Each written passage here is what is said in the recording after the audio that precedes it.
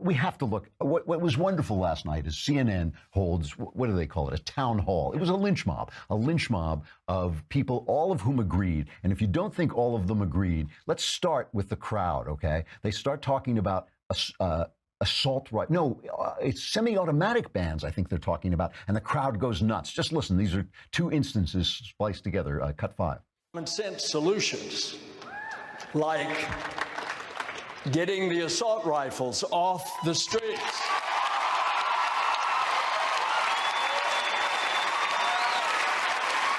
Start looking at how easy it is to get around it. You would literally have to ban every semi-automatic rifle that's sold in America.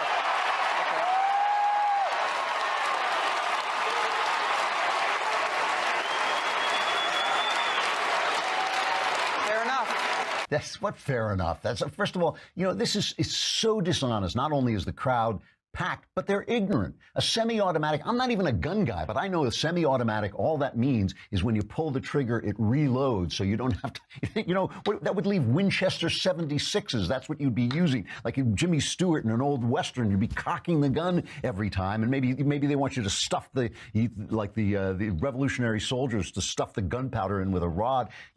It's ignorant. That's never going to happen. So why are they cheering? Why are they cheering that? Because they don't know what a semi-automatic is, because they were pulled off the street. They were selected to do just what you saw them doing. And how do we know that? Because there's one kid who wouldn't go on. Colton Hab was a ROTC kid at the school shooting in Florida. He used their Kevlar mats to protect students. He was a hero kid. He wanted to go on and talk about what he wanted to talk about, but no. And this is the local Channel 10 reporting on this, on Colton Hab, who just refused to do their scripted routine. I expected to be able to ask my questions and give my opinion on my questions. But Colton Hobb, a member of the junior ROTC who shielded classmates in the midst of terror, says he did not get to share his experience. CNN had originally asked me to write a speech and questions, and it ended up being all scripted. Colton wrote questions about school safety, suggested using veterans as armed school security guards, but claimed CNN wanted him to ask a scripted question instead, so he decided not to go. I don't think that it's going to get anything accomplished. It's not going to ask the true questions that all the parents and teachers and students have. So who do they get? Of course, they get all these activist kids, and they behave despicably. Now, the thing is, I get it. They're emotional. They're out of control. They don't know what they're talking about. So why are they on TV? And they are on TV because CNN is practicing a form of child abuse called using traumatized kids to sell your political position. It's a terrible thing to do. It's an immoral thing to do. And they do. Now these kids have done immoral things on television that they're going to have to live with when they calm down and realize what they've done. Here is, in cut 6, Jake Tapper, the man formerly known as a journalist, is sitting there while this kid essentially associates Marco Rubio with the shooter, as if Rubio were just as bad as the shooter. Senator Rubio, can you tell me right now that you will not accept a single donation from the NRA in the future?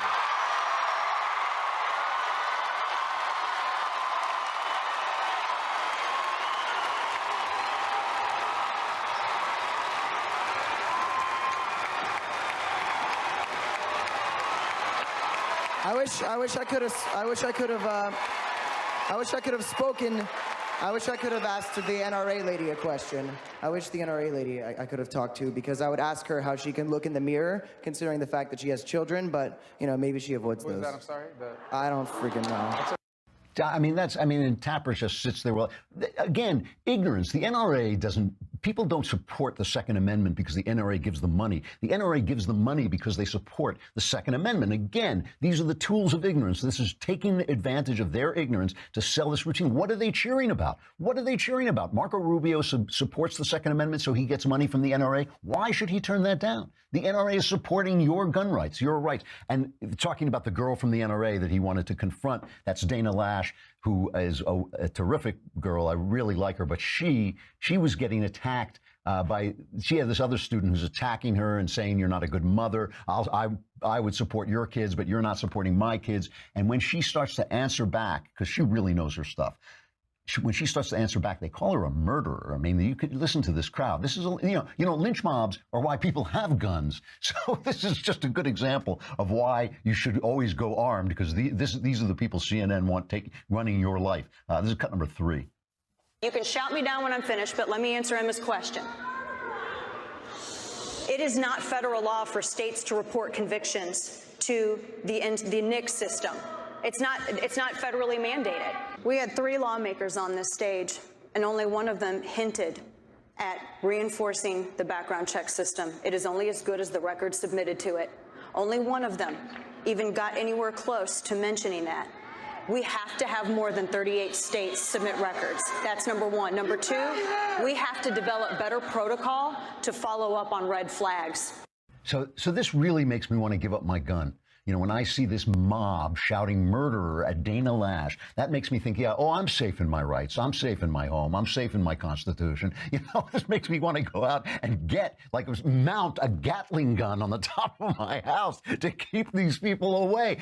CNN just pulled its pants down. I mean, this is the thing. It's like, in some ways, we should be glad that they came out and showed what hateful, dishonest, disreputable people they are at that network. You know, that really is good for us. I think the NRA must be like just standing outside with bags to put the money in. This must be flowing into them at this point. Meanwhile, Donald Trump sits down with people and in this incredibly emotional moment, lets them say the things that they have to say. There was no scripting there. Maybe he had notes, but there was no scripting there from the people, and he let them say what they had to say. And some of it was just, I mean, it was heart-wrenching. Let's just play this student, cut number 11, just to let you know what Trump, he left the cameras rolling, and he let people see him taking this kind of blast. Me and my friends, we get scared when a car drives by. Anywhere. I don't understand. I turned 18 the day after. Woke up to the news that my best friend was gone. And I don't understand why I could still go in a store and buy a weapon of war, an AR. I was reading today that a person 20 years old walked into a store and bought an AR-15 in 5 minutes with an expired ID. How is it that easy to buy this type of weapon? How do we not stop this after Columbine, after Sandy Hook? I'm sitting with a mother that lost her son. It's still happening. Now, that story that he tells, which Chris Cuomo touted on CNN, is not true. That's not a true story. That's CNN spreading misinformation, dishonest stuff, and now it goes back to Trump. But at least Trump sat there and took it. You know, he actually sat there and sustained the blast. And one of the things he said was that he wanted to have teachers trained so that they were on the site. I mean, most shootings take a few minutes. The cops can't get there in time if you have people on the site. You know, one of the parents got up and said, we had 9/11 and we solved the problem. Why haven't we solved the problem here? Well, after 9/11, they put armed men on planes. There were more guns on planes, and you don't know who they are.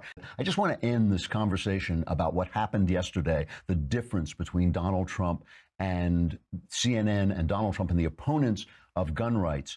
You know, one parent got up and said that he wanted to see teachers armed in schools, and Trump responded, and he had a very positive response to this. Cut 10.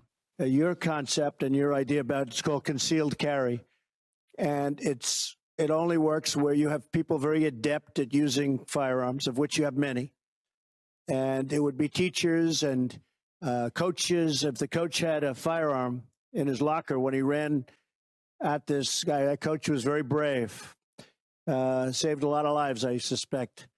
But if he had a firearm, he wouldn't have had a run. He would have shot, and that would have been the end of it. And this would only be obviously for people that are very adept at handling a gun. And it's called concealed carry, where a teacher would have a concealed gun on them.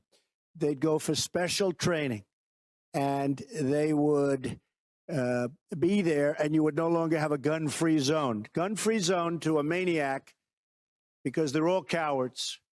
A gun-free zone is let's go in and let's attack. And that is literally true. Amanda Presto on our own site today has an article about this. According to the Crime Prevention Research Center, gun-free zones, areas where guns are prohibited, have been the target of more than 98% of all mass shootings. That's a staggering, that is an amazing, amazing number. So he's talking about having armed people. And the arguments against this, in my opinion, are all emotional. Oh, they're teachers. They should teach. They shouldn't carry guns. Hey, if we have a problem, let them carry guns and make sure they're trained. Now, let's go back, comparing Trump, comparing this dangerous, horrible, unstable man to CNN, okay? Which side are we on here? Here's CNN's legal expert, Jeffrey Toobin, reacting to this suggestion. Personally, I'm pro-rancor. I'm pro-vitriol. I am pro someone doing something about this rather than being polite when you hear the President of the United States say the answer is to give every teacher in America a gun. That is insane. That is an insane idea. As Mark Barden, one of the fathers who lost a child in Sandy Hook, whose wife is a teacher. I mean, seriously, did anybody go to school here? Does anybody remember their teachers? Do you think we should give all of them guns? But I mean, do you think they want guns? I mean, no, just what kind of country do we live in when we're talking about giving every teacher in America a gun? And that's a solution to this problem? So you have ears to hear with. You heard what Donald Trump said. He said specially trained, adept people with guns.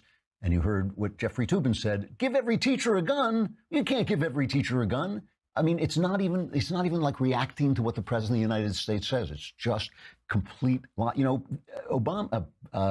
Trump's popularity rating is now up to 48%, which is 3% higher than Obama's was at this point, on this day. Okay, now obviously polls have their, you know, margins of error and all this stuff. But I think that this is meat and drink, not just to him, but to us. I think to watch these people dissolve into hatred and, you know, he's calling for it. He's saying, I want rancor, I want vitriol, I want stupidity, I want ignorance, I want hysteria, I want hate. And I'm supposed to then say, oh, well, in that case, I'll give up my gun. And, you know, I mean, if you're going to hate me, if you're going to take my rights away, if you're going to gather crowds and you're going to script the news, you know, and you're going to basically be running a Pravda for the left, the first thing that I want to do, I want to turn over my gun. I think if you look at this week, week with it started, had this tragedy in it. If you look at this as an argument between the left and the right, I think last night the right won. And I think when you have one crowd calling for hysteria and the other crowd listening, maneuvering, compromising, saying maybe we should raise the age of buying a gun to 21, which I don't agree with and I don't think is ever going to happen. One side selling ignorance and the other selling, you know, listening, finding the way, going forward. You know, this is still America. I think the side that is reasonable is going to win.